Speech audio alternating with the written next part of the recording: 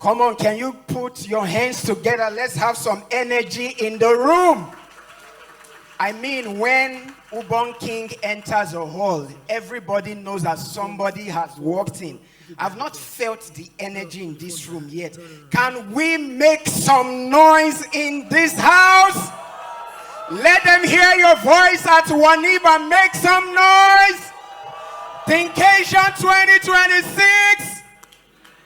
When I say Thinkation 2026, you say reinvent the future, the homecoming. Can we do that once again? Thinkation 2026.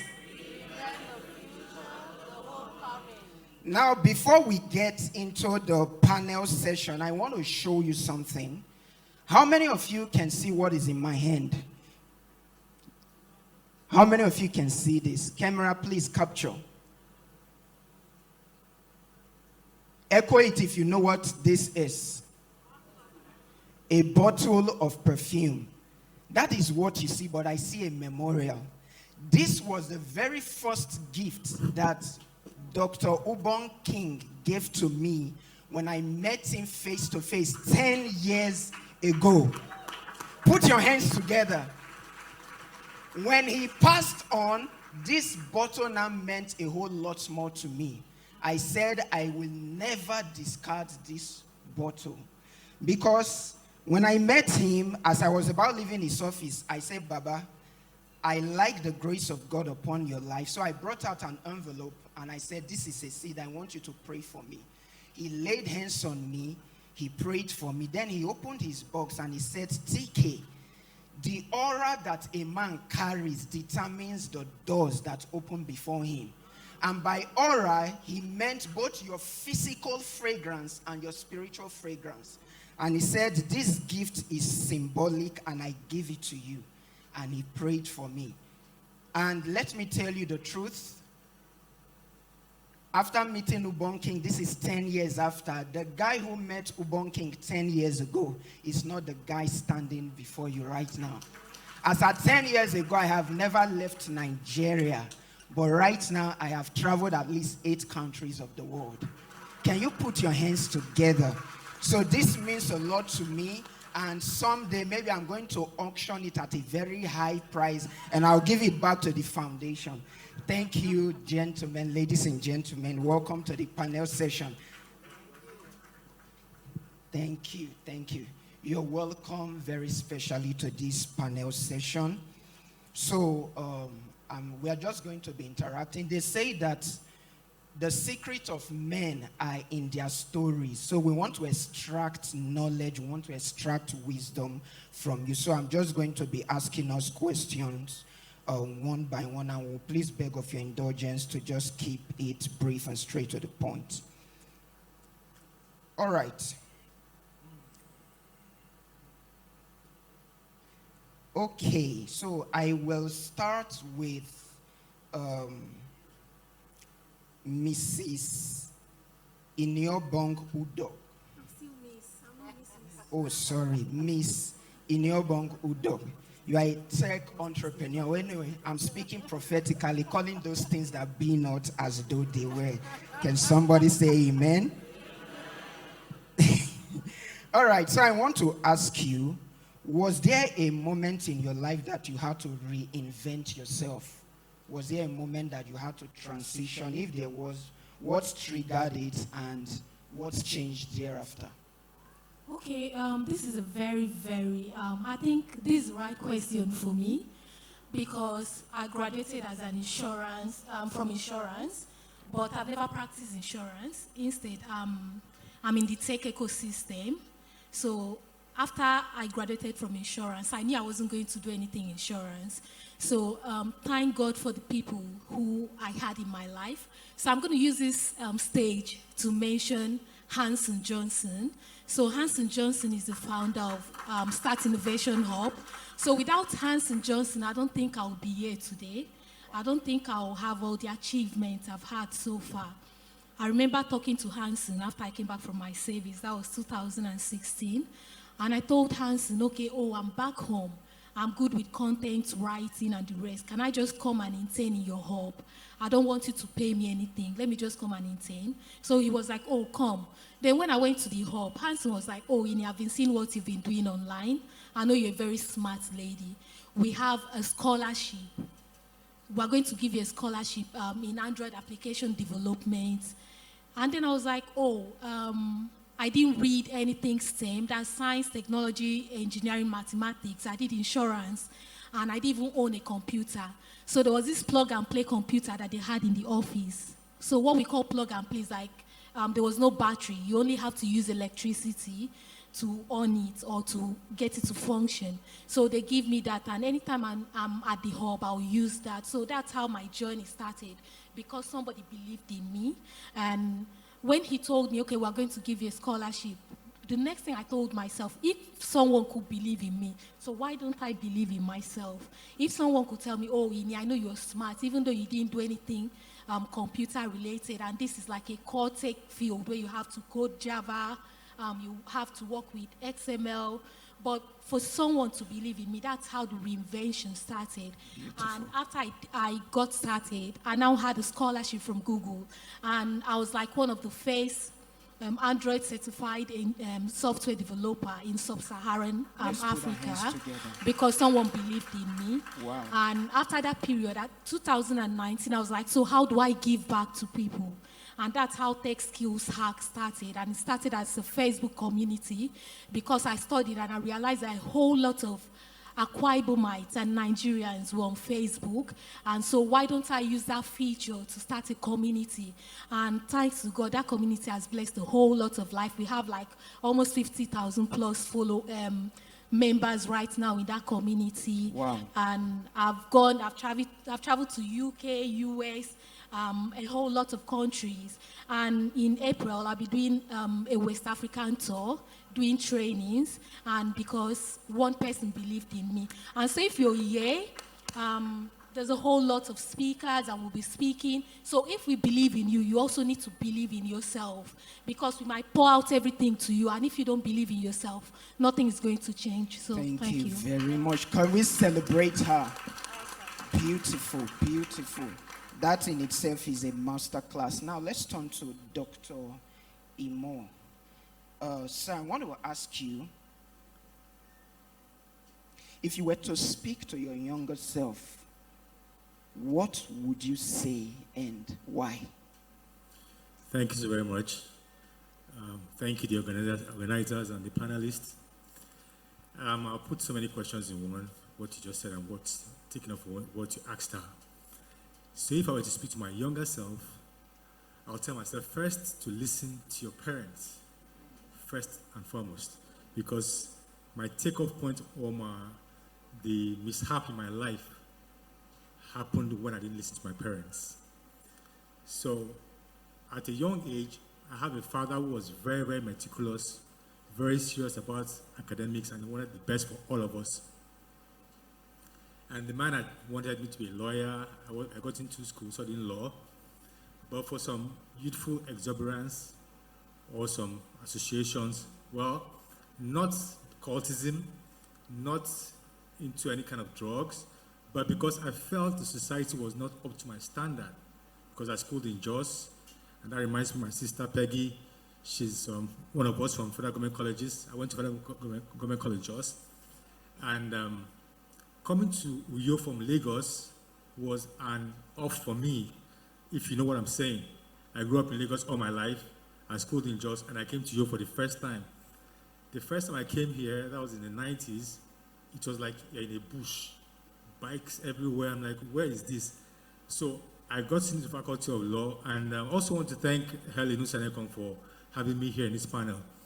So I said, I can't stay here. My dad was like, stay here and learn here.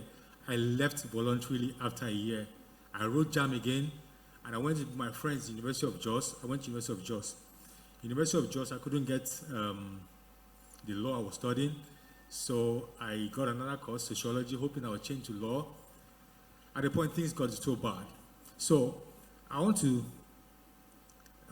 take off from the question you asked. I'm sorry to just, the trigger point was when I found that I was no more a student of University of Jos, but I one kind of admission process I got involved in. And I want to ask a question. Have you ever seen shame, rejection? Imagine walking into this hall and you see a class of people, you bounce yourself, that you don't fit into the hall, or they say, no, you don't belong here. That was how it was after I left JOS to come back to University of Uyo, and they said I was no more a student. At that point, I was like, what is going on? Now, your family, you're very family, and that's why, this thinkation, homecoming. Homecoming is where you're from. Your first call sheet is your home. They assess you, your family, your community, how you've made it. And you have to come back home and face it. If you're in America, anywhere you are in the world, your home is your first base, and that's where they're going to analyze you from. So I came back to University of Uyo. The people that I was in school with had all gone, and I had to face shame, rejection, and pains, setbacks, everything you can think of. Now, looking at me, the kind of person I was in secondary school, I was very foppish, very, very foppish. And I came up with that same lifestyle, and this is the same person that has fallen all the way flat. My friends had gone, graduated from schools. My younger ones, I graduated. Even the family, the very family looked down at me. So I'm like, no. So what's changed now? I said to myself, I can't go down like this. And my family is such a family that if you don't go to school, they just look at you as one riffraff, no matter how rich you are. That's why thinkation is very important, education and thinking. So I took the part of education. I just took off. I didn't want to go into business. I didn't want to do anything because I know the value my family has about education and the dream my father had for me. My father at the point was tired of me. Everybody was just tired and look. Everybody was like, man, imagine being rejected by your own family. They may not say it, but every action says it. And therefore, I told myself, look, I'm going back to school. So the story or the beauty of this thing was when I went to buy JAM form, when I was in SS3, I met people that were in JS1 in my same school who came to buy JAM form with me. That's 6 years, 5 years apart. We bought JAM form. And I remember this very instance. I want to mention this particular guy's name in particular. If you know one guy, they call Ifya Umbatinuyo here. So I was in the University of Uyo, a library, doing JAM ABC. So the guy came into the library and like, Imo, you're here for your masters. And I looked at him. So I remember how I looked at him. I just turned and I looked at him like this. And it was like, then he now looked, he saw ABC, and he saw JAM questions. Like, it's well. And it was really well. So I faced shame, I faced rejection on all levels. But I said to myself, I won't give up. So I came back, told my mom, she's still alive. She paid for a room for me. And it was that room, church, football, class. I didn't go anywhere. I didn't see anybody for 5 years. I got missed for 5 years. After 5 years, I graduated. I had a setback. I had a power bike accident. You want to clap for me, please? Clap for me, please. Yes. It's a true life story. And to encourage anybody who has suffered a setback, it was a big setback, but I can tell you who I am today. I'm an associate professor in the university. Yeah. I've traveled, like my colleagues here, they've traveled everywhere. I think, I've gone to more than 12 states in America, presenting papers. And you can Google my Let's name. Celebrate our my name online. Thank you, sir. But I can tell you that all those people that passed me, I overtook them a long time. Thank you. Come on, put your hands together. And I have mates that look up to me and say, how did you do this thing? I have 2 PhDs. I'm well read. And I'm a director in my school. And I know I influence so many young people. I'm into health and fitness as part of my thinking aspect of life. Now, this is where education meets thinking. I realized that as a person, you must have something you are known for, something identified with. Like me, I'm identified academically, but also identified in the world of fitness. I can tell you, I'm a household name in fitness. I practice and I preach healthy living, and I live the lifestyle to be healthy all the time. So I'm combining education and fitness to make education come to me. Thank you. Let's put our hands together. Let's put our hands together. People in the academia, when they speak, they have the gift of utterance. All right. I want to come to you now, the agropreneur herself, When I mentioned your name in a certain meeting, people were like, is she coming? Is she coming? So I got really curious. Blessing Akpan, you are doing let's put our hands together and celebrate her. You are doing amazingly well in the agropreneur space. I want to ask you a question. I believe you are from the state. Yes. What's one myth about success that you had to unlearn as you grew up? One myth about success that you had to unlearn to become this version of blessing that you are now. And please, I want to appeal to us as we go forward. Please, let's work with time. Thank you. Thank you very much. One myth about success that I had to unlearn is that success is a destination. It's a myth. I got to realize that success evolves. And once you attain that level of success, you must transition to a level of significance. And significance is the ultimate in the Maslow hierarchy of pyramid. Because if you're successful and you look around you and you still have that yearning to be more, then something, your destiny is calling you. And it's like a ticking time bomb. I think that's what the legendary Ubon King also experienced. He had attained success, but he needed to evolve. And that brought him to think about significance, which is thinkation. How to impact and lead other people, show them the path where they should follow. I'm this young girl that always felt out of place. People will say you talk too much. People will say, can't you just overlook certain things? Because if I enter an environment, my mind scans through all the loopholes. I see potentials, I see the gaps, and I always come up with solution. And most times, that attracts a lot of frenemies because you don't fit in. I left Lagos as a consultant. I lived in VGC, Highbrow area. And all of a sudden, my destiny called out to me, which is agriculture. I studied business administration. I left everything, including my CRV car, and came down to Akwa Ibom State. Majority of my friends said I'm losing my mind, that I'm going mad. But later on, I was able to define that mad as making a difference. Because those same set of people that said I was losing my mind came back to pay me to be their mentor, over 350,000 naira for just 2 hours. Wow. That is what success means. Because taking a girl from Lagos that always felt out of place, people never understood me, and my journey from childhood, because I'm also speaking to the future leaders, you might feel out of place. You might feel nobody understands you. You might not even be lucky to have someone that sees the potential in you.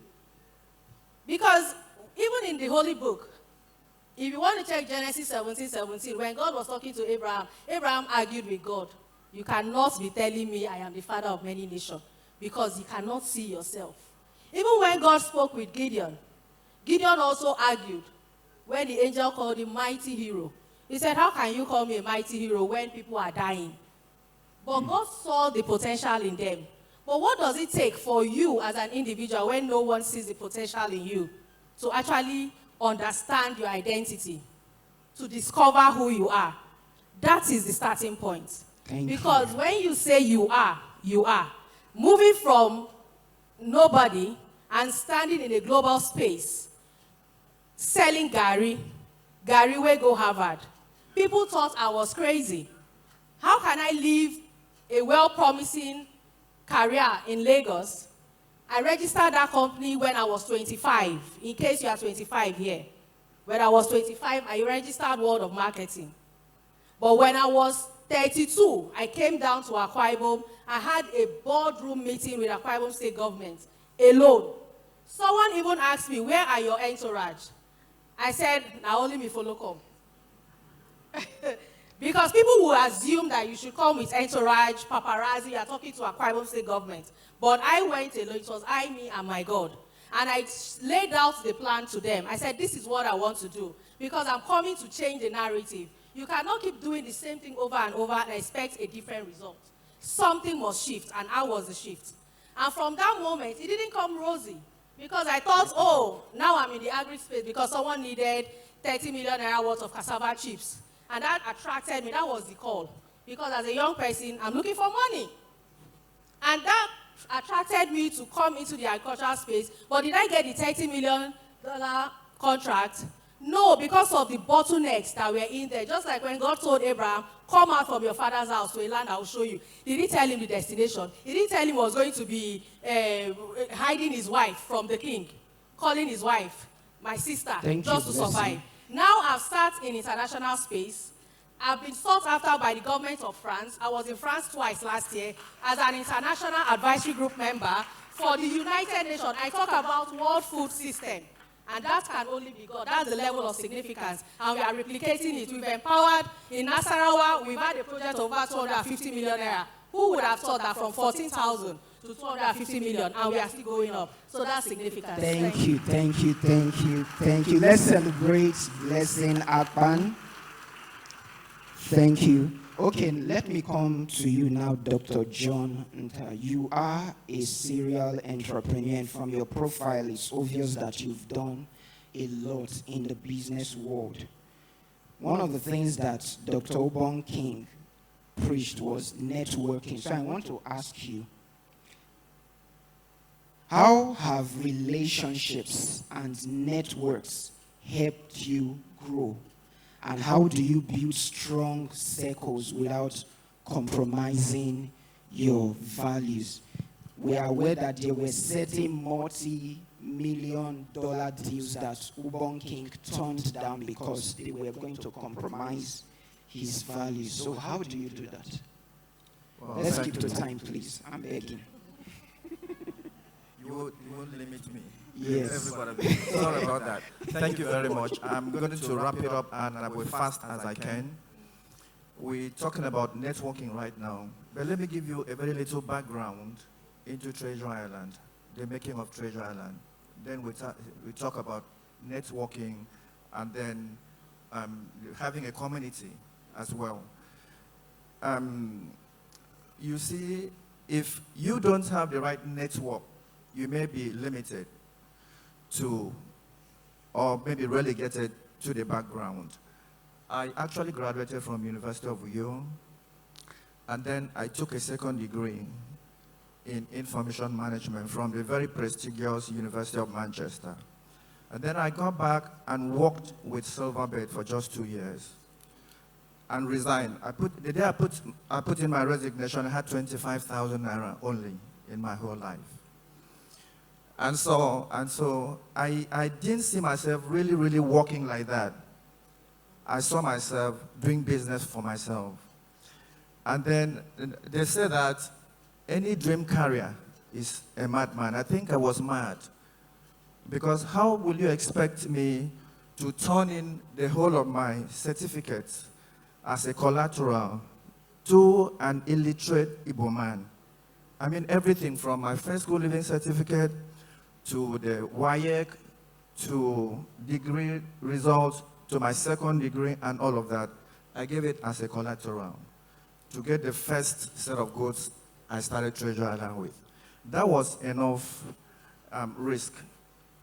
But then I didn't see that as a risk. If you want to talk about the risk factor, we're coming to what you ask, collaborations. I'm talking about, I'm just giving you a background so that you know how collaborations have actually really helped me. And so think about someone that did not have anything, just 25,000, and then where he is right now. How did I start? How did I do it? It wasn't a magic. Like young people of today, they may not be able to do what I did. Now take for instance, I didn't have money, but I was going to Lagos like every week. I'll run to the bus station and then catch a bus to Lagos. Some days, this me sitting here with a second degree from University of Manchester. I'll go to the bus station. I won't find a bus to enter. I'll enter attachment. You know what's attachment? The one you stand and then hold a rod like this for 14 hours to Lagos. I've done that severally. I didn't look at who was looking at me. I wasn't embarrassed. You know, because that hand didn't just hold the iron. I think it was holding hope, resilience. It was holding something that is imminent that I can't explain. Because normally, see me as fragile as I am, I don't think I can be able to hold on to that thing and stand for 14 hours. And then from there, I was able to meet some people, started collaborations, started synergy, and then I went to one place, Oskin Furniture. That's the beginning of the collaboration I'm talking about. And then I had to stoop down like I was coming from the university with a logbook. You know what thing that Igbos do? That they get attached and then work for like 3 years or something. I went there to understudy them and then to know how they managed to get to where they are.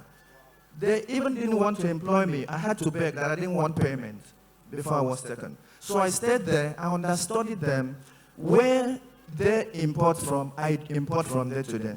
The person that clears their goods clears for me because I had stooped down, making collaborations, and then looking at things that would be able to move me to the next level. Wow. So collaborations and networking has actually really helped me. And you can't believe me that in 2 years running, we have been part of the making of Big Brother Africa, the interior decoration. Oh, wow. We've been doing it. And so all because of collaborations, because of exposure Networking. and networking. Thank Wow. you very much. Thank you, thank you. Let's put our hands together. I will quickly drop this. On a certain day, I went visiting a family with Dr. Ubon King. Then he told me something as we were stepping out. Said, TK, as God blesses you with resources, learn to use resources to invest in goodwill, because you will need goodwill. Let me tell you, everything happening here, the crowd, everything you see here is a result of goodwill. Put your hands together. Amazing. Now, let me quickly come to you, Mr. Motunde. You are from the marketing department of course, one of the leading Champions Brewery, to be precise. So I want to ask you something that is related to the industry. How do you stay ahead in a rapidly changing world? I mean, there's so much disruption in the world today. We hear the word, the acronym, VOCA, yeah. How do you stay ahead? And maybe on a personal note, what is your learning system? Because you just have to keep learning at a very fast pace. Inspire us with that. Okay, thank you very much. Thank you to the organizers for this rare opportunity. What makes a company thrives in a VUCA environment and putting Champion Breweries in context.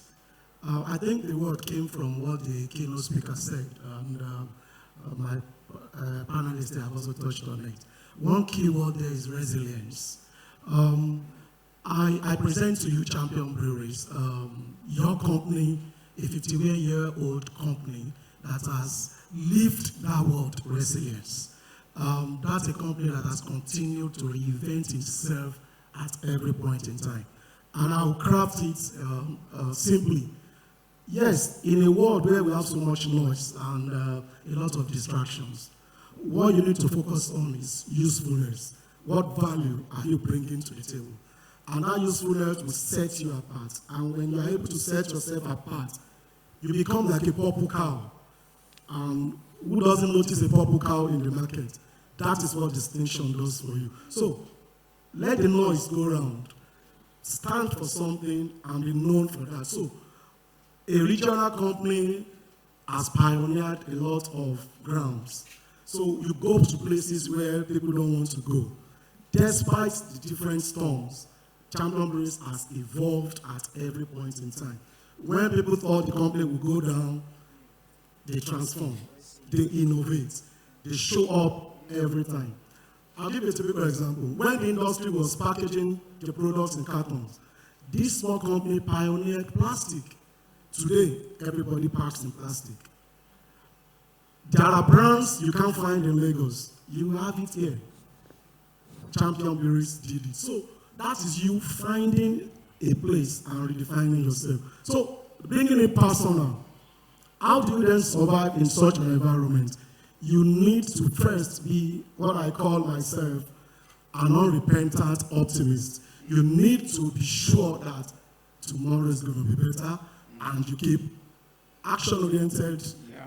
She said it all. Yeah. Action-oriented thinking. If I do it, I'm going to get a result, and you go after it.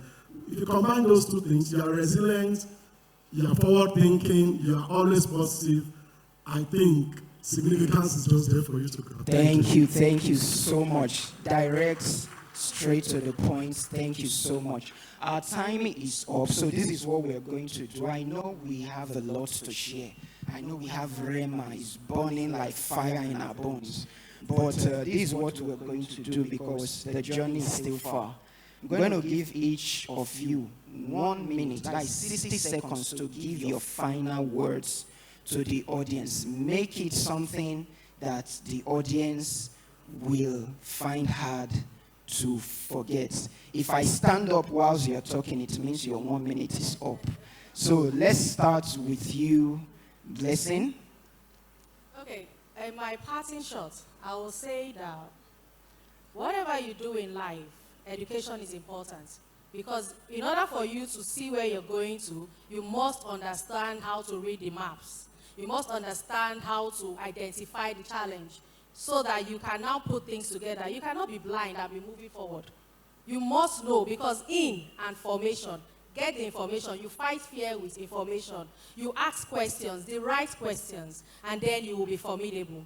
I have some people here. I'm so glad that even while I'm here, Inyene Agro started with 14,000, and now we are operating in a global space that is handling World Food System, giving feedback. We raised over $27 billion just to ensure that there's food in the whole world. That is a level of significance. And I have here one of my secretary in SBN, Calabar, because I'm the South Deputy Hub Lead, and she's over there. I was shocked to see her inside this hall. I have Inyene Agro Group over in this hall. I also have a lot of customers in this hall. So Inyene Agro is just something that God has used to show up for people, telling them that it's an example that you too can make it. Let's put our hands together for her.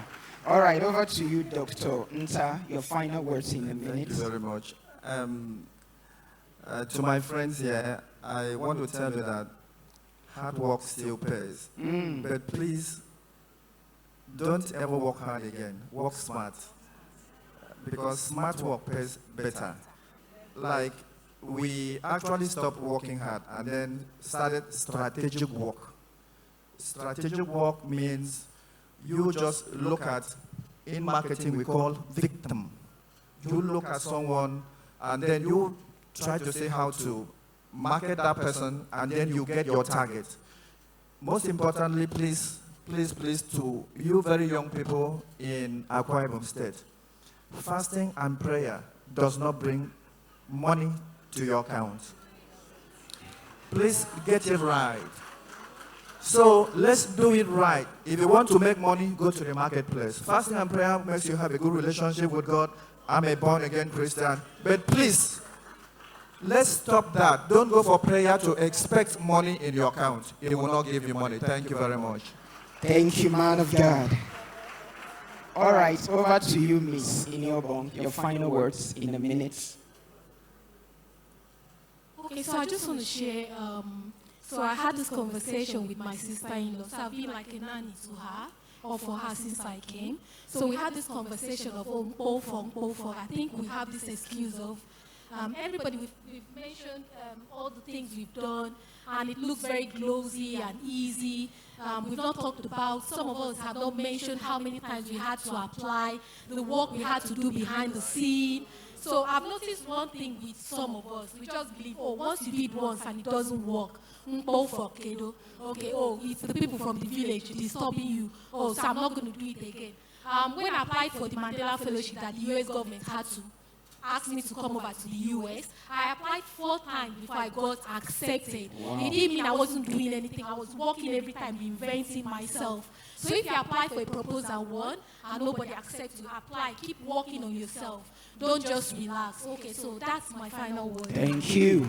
Failure is an event, is not a person. Mr. Omotunde, your final words in a minute. Okay. My thoughts would be that I think the word is ownership. I want to believe if you own your journey and you keep showing up, you keep doing the things you need to do, and you keep believing in what is possible, I think those are the guys that will own the future. Thank you. Thank you very much. Let's celebrate him. All right, over to you, Dr. Imo, your final words. Thank you so much. So, your today was your yesterday, and your tomorrow is today. In the academic parlance, thesis, antithesis, and synthesis. In all this, there are always contradictions that will push you forward. And what to push you forward and what to keep you is resilience, the never giving up spirit. You fall down, you go down looking up, you don't go down looking down. At all times, know that there will be setbacks, at all times, obstacles. As TJ said, he said, at every level, there's a new devil. They will always be there. So, you keep fighting. You fight till the day you die. And I say something, fight till you die. What you didn't do yesterday is what you're paying for today. And learn to reinvent yourself at all times. At every point in time, learn to take the turn. Learn new skills. Be adaptable to new technologies. These days, AI has come. Learn an AI skill. Learn new things. And upgrade yourself at all times. Thank you. Let's celebrate Dr. Imo once again. I hope you found this panel session very insightful. Thank you for listening. I will leave us with the words of the legendary Ubon King. The only way to get out of trouble is to what? The only way to get out of trouble is to what? Get into trouble. Don't be scared. All right? The sky will not only be your limit, but it will be your starting point. Thank you, gentlemen and ladies. Let's celebrate them as they go back to their seats. It's been an insightful panel session.